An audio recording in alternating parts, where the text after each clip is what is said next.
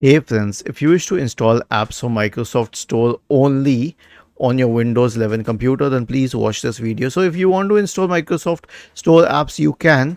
But the thing is, if you wish to set your Windows computer such that only apps from the Microsoft Store can be downloaded, then here's what you have to do.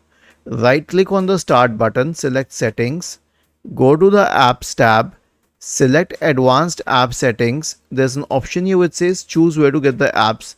It is selected at anywhere by default. Selected at the Microsoft Store only, recommended. But here's the thing, the best part about Windows computers, unlike Mac computers, is that you can easily install any software from any website and it integrates into the computer directly.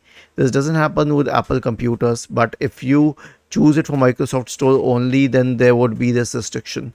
Was this helpful? If yes, then please subscribe to the channel. If not, then let us know in the comment section of the video on how we could help you further. Thank you for watching this video and have a nice day.